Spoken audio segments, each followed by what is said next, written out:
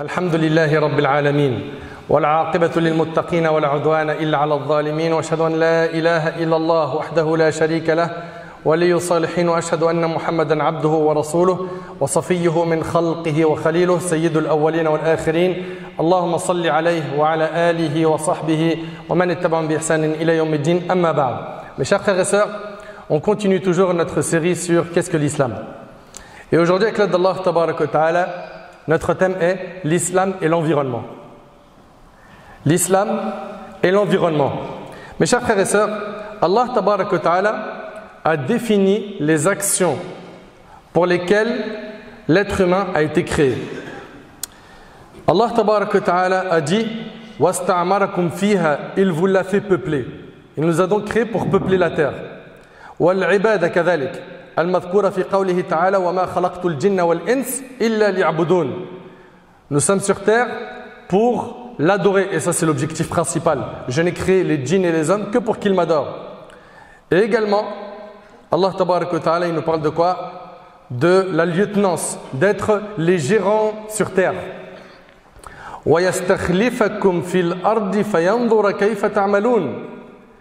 Et il vous donne la lieutenance sur terre, c'est-à-dire il vous rend gérant sur terre et il verra ensuite comment vous agirez. Donc ici on voit que l'humain sur terre, il est là pour peupler la terre, il est également sur terre pour adorer son Seigneur et il est sur terre pourquoi? Pour être gérant de la terre. Et notre Seigneur Azza wa Jal, il nous a mis à disposition tout ce qu'il faut pour pouvoir vivre, pour pouvoir produire, pour pouvoir s'épanouir dans cette vie. Allah Tabaraka wa Ta'ala il dit Allahu alladhi sakhkhara lakumul bahra litajriya al-fulku fihi bi'amrihi wa litabtaghu min fadlihi wa la'allakum tashkurun wa sakhkhara lakum ma fi as-samawati wa ma fi al-ardi jami'an minhu inna fi dhalika la'ayatin liqaumin yatafakkarun. Allah, c'est lui qui vous a assujetti la mer afin que les vaisseaux y voguent par son ordre et que vous alliez en quête de sa grâce afin que vous soyez reconnaissants. Et il vous a assujetti tout ce qui est dans les cieux et sur la terre, le tout venant de lui. Tout ce qu'il y a sur terre vient de notre Créateur, Allah subhanahu wa ta'ala. Il y a là, nous dit notre Seigneur, des signes pour des gens qui réfléchissent. Et Allah subhanahu wa ta'ala, il nous dit également, il nous invite à méditer, à réfléchir sur ce qui nous entoure, sur tout ce qu'il a créé pour nous. فلينظر الإنسان إلى طعامه أنا صببنا الماء صبا ثم شققنا الأرض شقا فأنبتنا فيها حبا وعنبا وقضبا وزيتونا ونخلا وحدائق غلبا وفاكهة وأبا متاعا لكم ولأنعامكم. Que l'homme considère donc sa nourriture.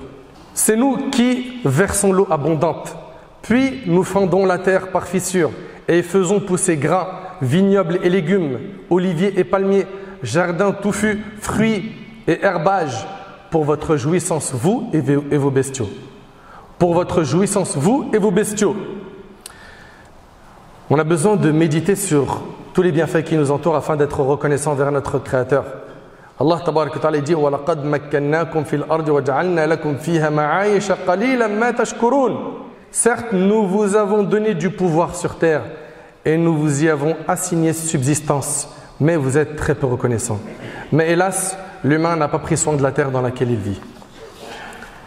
Et je sais que ça va étonner plus d'une personne d'entendre ce qui suit. Parce qu'on n'a pas l'habitude, dans nos discours du vendredi d'en parler. Mais on est obligé de faire un constat parce que quand on parle de préserver l'environnement, préserver la terre, il y en a certains ils se disent mais qu'est-ce qu'il raconte là? Pourquoi il nous parle de ça? Mais on peut en parler en cours de SVT. Pourquoi il en parle sur le minbar? Pourquoi le vendredi, le jour d'un rassemblement avec autant de musulmans? Écoutez attentivement ce qui suit. Quand on regarde les informations pour ceux qui suivent un petit peu ce qui se passe dans le monde et qu'on suit l'actualité, on remarque qu'on parle de plus en plus de protection de l'environnement. Certains peut-être parmi vous ont entendu parler de réchauffement climatique. Le 28 février 2022, le GIEC, c'est un groupe d'experts intergouvernemental sur l'évolution du climat. Il a publié le deuxième volet de son dernier rapport qui était plutôt alarmant sur la situation de la planète et le changement climatique qui la touche. Avant de commencer, voici un petit état des lieux de notre planète et de ce qui nous attend pour les prochaines années à venir.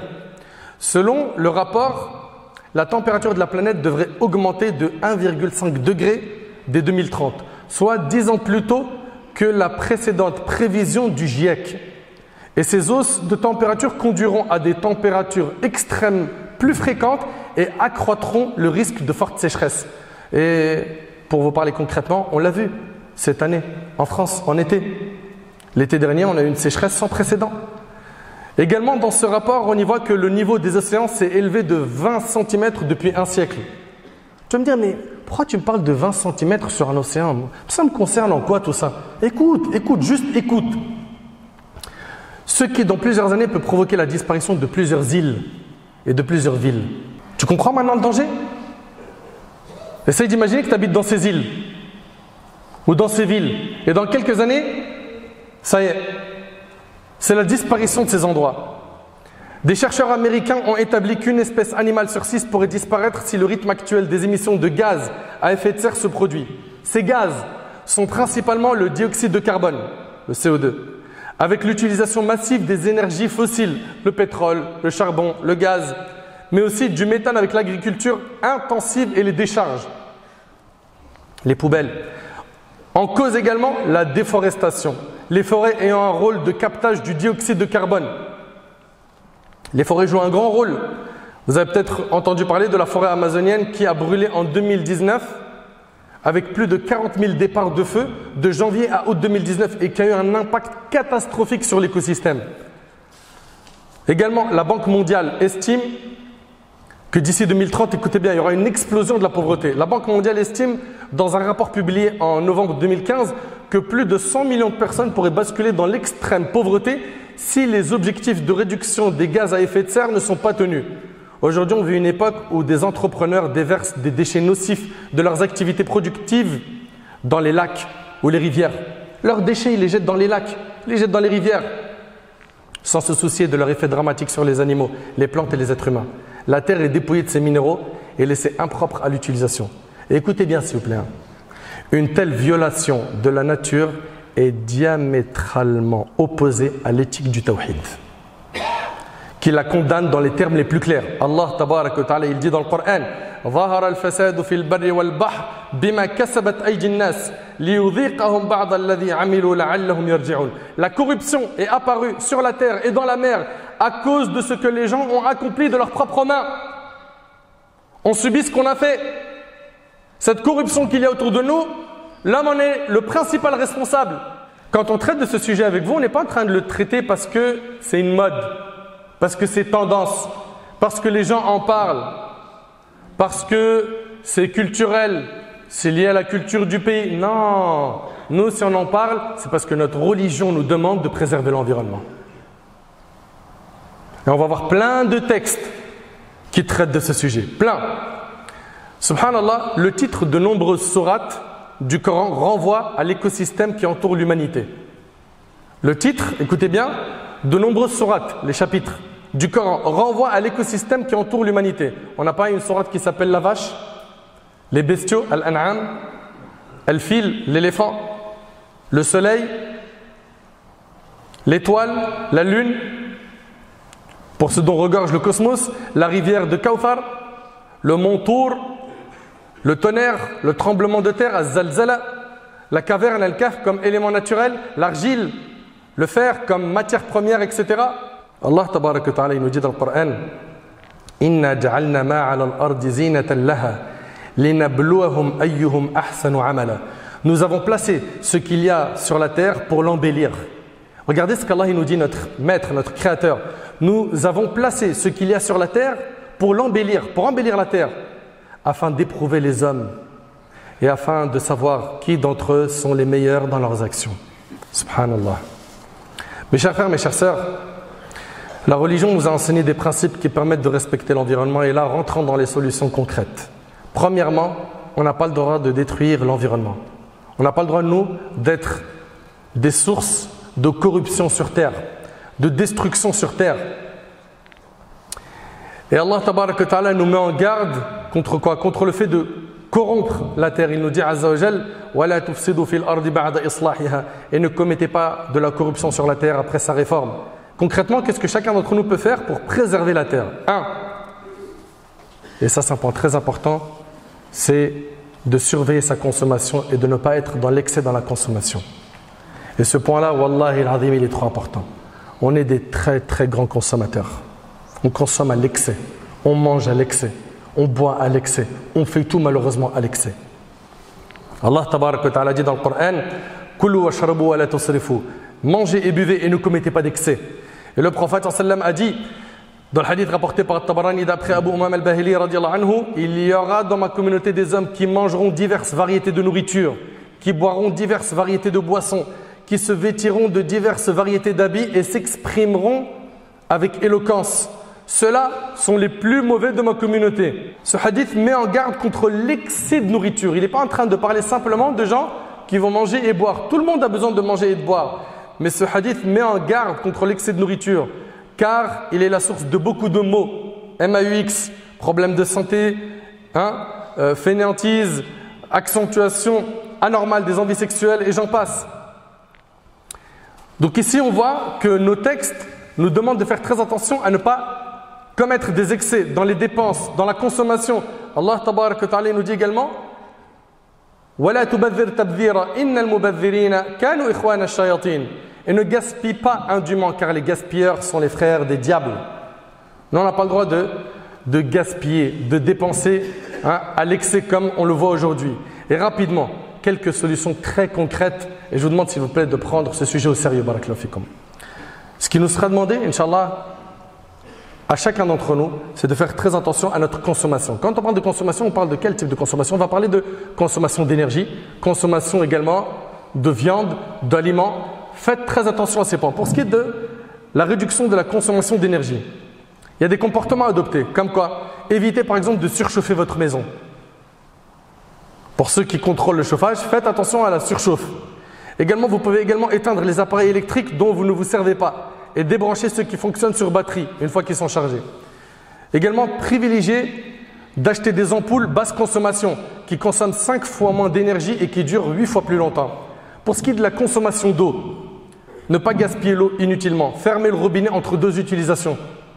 Non, j'ai lavé un verre par exemple, je vais en laver un autre. Le robinet, lui, il est quoi? Il coule à fond. Pourquoi? Tu as fini de laver un verre, ferme. On gaspille énormément. Mais c'est impressionnant à quel point on ne s'en rend même plus compte. Et même dans nos adorations, quand on fait les ablutions, pareil, attention, économisez l'eau. Prenez des douches plutôt que de prendre des bains. Pourquoi? Pour diminuer cette surconsommation qu'on a aujourd'hui de l'eau. Pour ceux qui ont des jardins parmi nous, vous avez la possibilité d'utiliser l'eau de pluie pour arroser votre jardin ou encore l'eau avec laquelle vous lavez vos fruits et légumes. De cette manière-là, vous optimisez l'utilisation de l'eau. Aussi, la réduction des déchets. Chaque Français produit 573 kg environ de déchets par an. Leur collecte et leur traitement consomment des ressources et polluent. En les triant, vous permettez le recyclage de ceux qui peuvent l'être. Ça te coûte quoi de trier ta poubelle? De mettre le plastique dans un sac, de mettre tout ce qui est alimentation dans un autre, ça te coûte quoi? Notre religion insiste sur quoi? Sur le fait de préserver l'environnement, de prendre soin de l'environnement. Notre religion insiste énormément sur la propreté et on en a parlé la semaine dernière, n'est-ce pas? La propreté du corps, la propreté du corps, la propreté de l'endroit, la propreté des vêtements. Nous, on n'est pas de ceux qui, quand on voit de la poubelle dehors, on la regarde en tant que spectateur. On prend ce qui est par terre, d'accord? Et puis on met ça dans la poubelle. Et ça fait partie de la foi. Et ça ramène des récompenses dans notre religion. Et on a vu ensemble des textes de gens qui ont gagné le paradis par ce simple geste d'enlever ce qui gêne les passants. À nous donc de prendre nos responsabilités. Également, la réduction de la consommation de la viande. On est en train de parler depuis tout à l'heure de quoi? De l'excès de consommation. Réduire sa consommation de viande peut vraiment avoir un impact. La Fondation pour la Nature et l'Homme rappelle que la production de viande est responsable à elle seule des 2/3 des émissions mondiales de gaz à effet de serre. Alors attention, il n'est pas nécessaire ni possible pour tout le monde de devenir végétarien, mais limiter cela contribuera à limiter les émissions de gaz à effet de serre, sans compter que même pour la santé, tous les jours, viande, même pour notre santé. Également, privilégier les produits locaux dans la mesure du possible, c'est-à-dire les produits qui voyagent le moins. Aussi, se déplacer différemment. Tout ça, ça préserve l'environnement pour réduire les émissions de gaz à effet de serre, c'est-à-dire pratiquer la marche à pied ou le vélo pour les petits trajets. Marche, on ne marche plus. Qu'est-ce que c'est bon pour la santé de marcher? Non, marche plus. C'est un coup de scooter, la voiture pour 2 rues. Marche, prends le vélo, ok, pour éviter justement quoi? La voiture. Misez aussi sur les transports en commun. Selon Greenpeace, en prenant le métro, vous consommez environ 10 fois moins d'énergie qu'en utilisant une voiture. Et il y a d'autres solutions aussi, comme le covoiturage dans la mesure du possible. Également, envisagez dans la mesure du possible l'achat d'un véhicule hybride ou électrique. Et pour ceux qui le travail le permet, si vous pouvez négocier des jours de télétravail, c'est encore mieux. Ça diminue les déplacements de voiture. Pour ceux qui peuvent, au moins une fois par semaine, le télétravail, cela diminue les émissions de trajet domicile-travail de 20%. Méditez sur l'utilisation excessive de la voiture, de prendre l'avion sans nécessité, etc. Également, après avoir parlé de tous ces points, il n'y a pas que ce qui est matériel. Il y a aussi le fait de préserver les animaux. Préserver les animaux. Notre religion accorde énormément d'importance à quoi? Au respect de l'animal. Et à l'interdiction de faire peur à un animal, de léser un animal, de priver un animal de manger. D'ailleurs, une femme a été tourmentée dans un hadith à cause d'une chatte qu'elle avait enfermée sans la laisser libre pour aller manger des insectes de la terre. C'est rapporté par Bukhari et Muslim. Allah Azza wa Jalla nous dit: وَمَا مِن دَابَّةٍ فِي الْأَرْضِ وَلَا طَائِرٍ يَطِيرُ بِجَنَاحَيْهِ إِلَّا أُمَمٌ أَمْثَالُكُمْ مَا فَرَّطْنَا فِي الْكِتَابِ مِنْ شَيْءٍ ثُمَّ إِلَى رَبِّهِمْ يُحْشَرُونَ. Nulle bête marche sur terre, nul oiseau volant de ses ailes qui ne soit comme vous en communauté. On se doit nous de préserver ces communautés, ces animaux, ces oiseaux. Nous n'avons rien omis d'écrire dans le livre, puis c'est vers leur Seigneur qu'ils seront ramenés. Également, mes chers frères et sœurs, parmi les solutions que nous propose notre religion, il y a le fait de soutenir les quartiers populaires, les quartiers pauvres. Pourquoi? Parce que quand il y a beaucoup de pauvreté, il y a des maladies, il y a des épidémies. Et le fait de soutenir ces endroits-là, ces personnes qui sont ciblées par la pauvreté, amène quoi? Une paix sociale et amène aussi à quoi? À assainir l'environnement. Donc nous, l'islam invite les musulmans à quoi? À donner aux pauvres, à soutenir les pauvres, à les assister. Également, notre religion nous invite à quoi? À planter la terre et à la préserver. Allah tabaraka wa ta'ala nous dit: وَالْأَنْعَامَ خَلَقَهَا لَكُمْ فِيهَا دِفْءٌ وَمَنَافِعُ وَمِنْهَا تَأْكُلُونَ وَلَكُمْ فِيهَا جَمَالٌ حِينَ تُرِيحُونَ وَحِينَ تَسْرَحُونَ. Et les bestiaux, il les a créés pour vous. Vous en retirez des vêtements chauds ainsi que d'autres profits. Et vous en mangez aussi. Ils vous paraissent beaux quand vous les ramenez le soir et aussi le matin quand vous les lâchez pour le pâturage. Ces animaux-là, Allah tabaraka wa ta'ala, il nous parle de ses bienfaits. Il les énumère pour nous rappeler quoi? Qu'il nous a comblés de bienfaits. Et que ces bienfaits-là, il faut quoi? Il faut les préserver. Pour préserver les animaux, il faut prendre soin des animaux. Il faut également quoi? Planter la terre. Il faut également planter nos terres.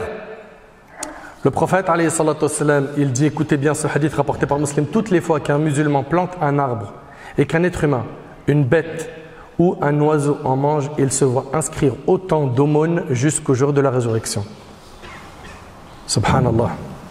Toutes les fois qu'un musulman plante un arbre et qu'un être humain, une bête ou un oiseau en mange, il se voit inscrire autant d'aumônes jusqu'au jour de la résurrection. On voit que notre religion nous encourage à quoi? À faire le bien autour de nous.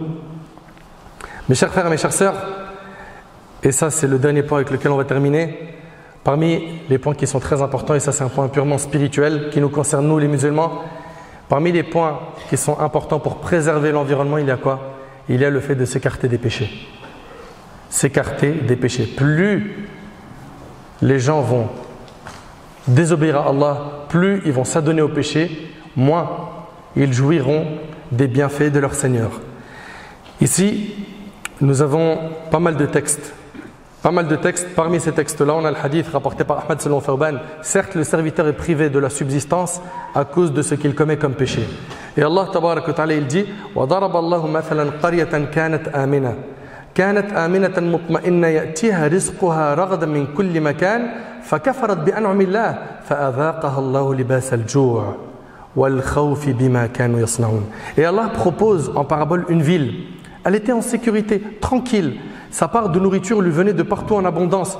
Puis elle se montra ingrate aux bienfaits d'Allah. Allah lui fit alors goûter la violence de la faim et de la peur en punition de ce qu'il faisait. Donc on voit ici que le fait de s'écarter du chemin d'Allah, ça peut avoir comme répercussion que tu sois privé de quoi? De nourriture, de sécurité. Ça, ce sont donc des textes que l'on voit dans notre religion. Mes chers frères, mes chères sœurs, je le sais, qu'il y en a beaucoup parmi vous, ils vont me dire, mais mon frère, mais non, mais le plus important pour nous, c'est d'adorer Allah. Effectivement, le plus important pour nous, c'est d'adorer Allah. Mais si la terre, on l'a détruite de nos propres mains, comment tu vas adorer Allah? Explique-moi. Comprends donc que pour pouvoir continuer à adorer Allah, on n'a pas le choix, c'est une obligation, on se doit de préserver la terre, de préserver l'environnement, et que ça fait partie de notre religion. Tu vas me dire, mais comment tu veux que je change le monde? T'es sérieux? Tu me parles de la terre, l'environnement, c'est des choses où c'est le gouvernement, il doit se poser, et puis c'est eux qui réfléchissent. Chacun y commence par sa propre personne, par les membres de sa famille. Les gens de qui tu es responsable, dans ton foyer, commence déjà à leur enseigner ces valeurs.